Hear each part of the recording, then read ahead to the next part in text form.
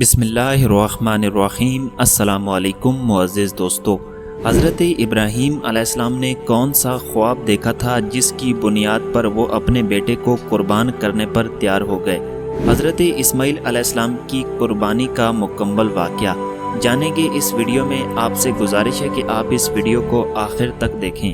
حضرت اسماعیل علیہ السلام کی جب عمر مبارک 13 برس کی ہوئی تو اللہ تعالیٰ نے حضرت ابراہیم علیہ السلام کو خواب کے اندر یہ حکم دیا کہ آپ اپنے بیٹے کو اللہ کی راہ میں ذبح کریں۔ صبح ہوئی تو آپ نے اس خواب کے بارے میں غور و فکر کیا، یہ اللہ تعالیٰ کی طرف سے ہے یا شیطان کی طرف سے۔ دوسری رات آپ نے پھر وہی خواب دیکھا۔ آپ نے جان لیا کہ یہ خواب اللہ رب العزت کی طرف سے ہے۔ اس دن کو یوم عرفہ کہا گیا۔ تیسری رات پھر یہی خواب دیکھا تو اس دن اپنے لخت جگر کو ذبح کرنے کے لیے تیار ہو گئے۔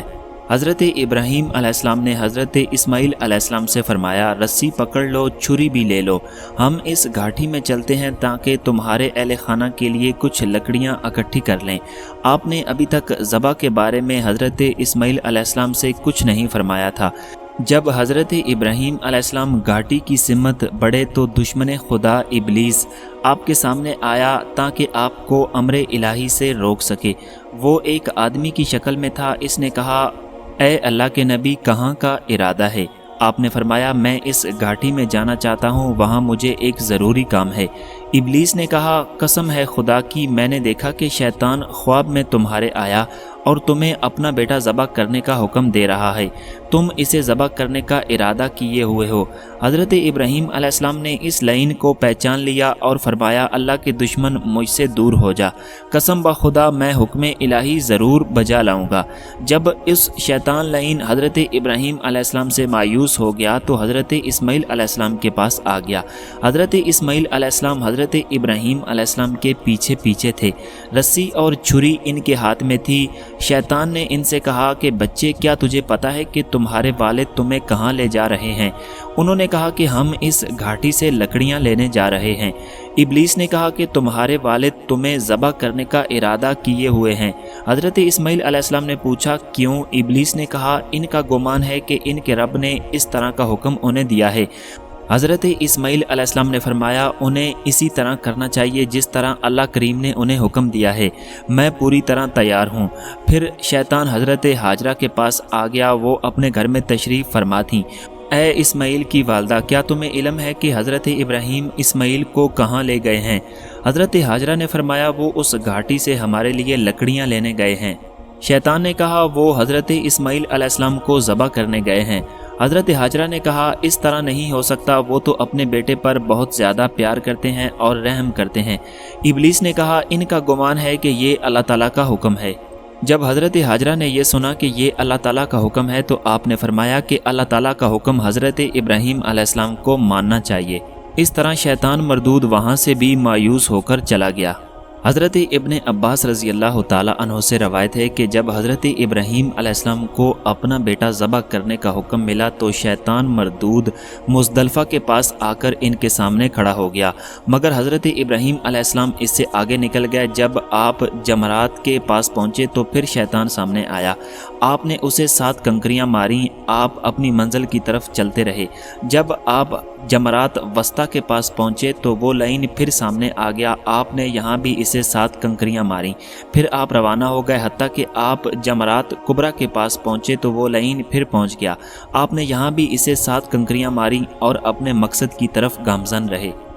جب باپ اور بیٹا دونوں کوہ صبیر کی گھاٹی میں پہنچے تو حضرت ابراہیم علیہ السلام نے اپنے فرزند سے فرمایا، اے میرے فرزند، میں نے خواب میں دیکھا ہے کہ میں تمہیں اللہ کے حکم پر ذبح کر رہا ہوں۔ حضرت اسماعیل علیہ السلام نے عرض کی، اے میرے والد، آپ اللہ کے حکم کی پیروی کریں اور مجھے ذبح کریں، بے شک آپ مجھے صبر کرنے والوں میں پائیں گے۔ حضرت اسماعیل علیہ السلام نے ذبح ہونے سے پہلے اپنے والد حضرت ابراہیم علیہ السلام کے سامنے کچھ وصیتیں عرض کیں۔ اے میرے والد، میرے اعضاء سختی سے باندھ دیں تاکہ ذبح کے وقت میں حرکت نہ کر سکوں۔ اپنے کپڑے اچھی طرح لپیٹ لیں تاکہ میرے خون کا کوئی قطرہ آپ پر نہ لگ جائے، میرے اجر میں کوئی کمی واقع نہ ہو جائے، میرا خون دیکھ کر امی جان پریشان نہ ہو۔ اے میرے والد، اپنی چھری اچھی طرح سے تیز کر لیں، میرے حلق پر ایسی تیزی سے چلائیں تاکہ مجھے آسانی رہے کیونکہ موت کا معاملہ بڑا سخت ہوتا ہے۔ جب واپس میری امی جان کے پاس جائیں تو انہیں میرا سلام عرض کرنا۔ اگر آپ میری قمیض ان کے پاس لے جانا چاہیں تو لے جائیں، ممکن ہے کہ اس سے انہیں کچھ تسکین اور تسلی اور اطمینان مل جائے۔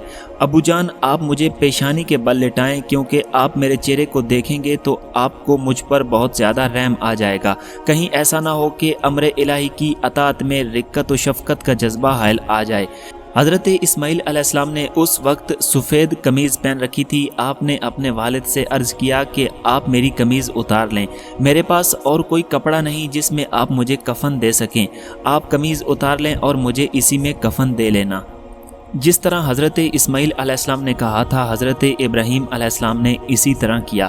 حضرت ابراہیم علیہ السلام نے اپنے نور نظر کو بوسہ دیا، ان کے دونوں ہاتھوں اور پاؤں کو باندھ دیا۔ اس وقت حضرت ابراہیم علیہ السلام کی آنکھوں میں رحمت بھرے آنسو جھلک رہے تھے۔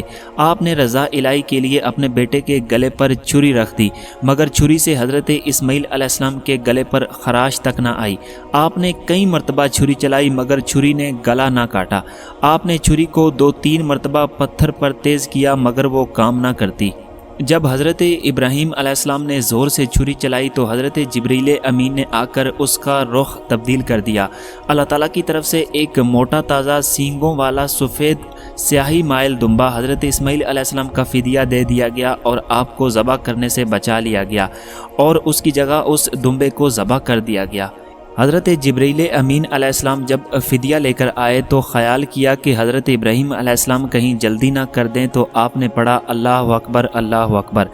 حضرت ابراہیم علیہ السلام نے جب آسمانوں کی طرف سر اٹھا کر دیکھا تو حضرت جبریل علیہ السلام فدیہ لا رہے ہیں، تو آپ نے پڑھا لا الہ الا اللہ واللہ اکبر۔ جب حضرت اسماعیل علیہ السلام نے سنا تو آپ نے پڑھا اللہ اکبر وللہ الحمد۔